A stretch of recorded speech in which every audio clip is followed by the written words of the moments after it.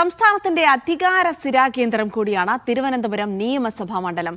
പ്രത്യക്ഷ രാഷ്ട്രീയത്തിനപ്പുറം തിരുവനന്തപുരം മുതൽ കാസർഗോഡ് വരെയുള്ള ജനങ്ങളുടെ പരിച്ഛേദമാണ് മണ്ഡലത്തിന്റെ സ്വഭാവം. എംഎൽഎയുടെ പ്രവർത്തനങ്ങൾക്കപ്പുറം ഭരണത്തെ മുഴുവൻ വിലയിരുത്തുന്നതാകും തിരുവനന്തപുരത്തെ ജനവിധി.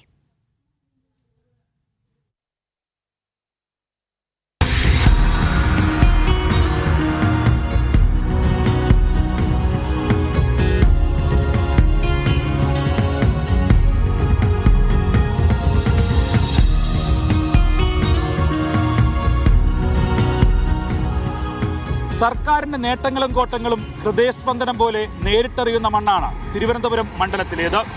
ഭരണ നേതൃത്വവുമായി ഏറ്റവും അടുത്തു നിൽക്കുന്നവരാണ് മണ്ഡലത്തിലെ വോട്ടർമാർ. തിരുവനന്തപുരം മണ്ഡലം വിധിയെഴുതുന്നതും അതേ അളവുകോൽ വെച്ചാകും. 2011 പുനർനിർണയത്തിന് ശേഷമാണ് തിരുവനന്തപുരം മണ്ഡലം ഈ നിലയിൽ രൂപാന്തരം പ്രാപിച്ചത്. മുൻപ് തിരുവനന്തപുരം വെസ്റ്റ് എന്നറിയപ്പെട്ട മണ്ഡലത്തിൽ തലസ്ഥാന നഗരത്തിന്റെ ഭൂരിഭാഗം പ്രദേശങ്ങളും ഉൾക്കൊള്ളുന്നു. സർക്കാർ ജീവനക്കാരും പ്രൊഫഷണലുകളും ഫ്ളാറ്റ് നിവാസികളും ഉൾപ്പെടുന്നതാണ് വോട്ടർമാർ. മാലിന്യ സംസ്കരണം, ജലവിതരണം, പൊതുഗതാഗതം, സർക്കാർ ഓഫീസുകളുടെ പ്രവർത്തനം, പോലീസ് സേവനങ്ങൾ തുടങ്ങിയവയെല്ലാം വിധി നിർണയത്തിൽ നിർണായക സ്വാധീന വിഷയങ്ങളാകും. എന്നാൽ തലസ്ഥാന മണ്ഡലത്തിലെ നായകനെ നിശ്ചയിക്കുന്നതിൽ പ്രധാന പങ്കുവഹിക്കാറ് തീരദേശ മേഖലയാണ്. കേരളത്തിന്റെ സൈന്യമെന്നറിയപ്പെടുന്ന മത്സ്യത്തൊഴിലാളികൾ അവർക്കൊപ്പം നിൽക്കുന്നവരെ എന്നും ഹൃദയത്തിൽ ചേർത്ത് നിർത്താറുണ്ട്. തീരദേശ മേഖലയിലെ വോട്ടുറപ്പിക്കുന്നതിൽ നെട്ടോട്ടത്തിലാണ് മുന്നണികൾ. ജാതിമത സമവാക്യങ്ങൾ എല്ലാം തികഞ്ഞതാണ് തിരുവനന്തപുരം മണ്ഡലം.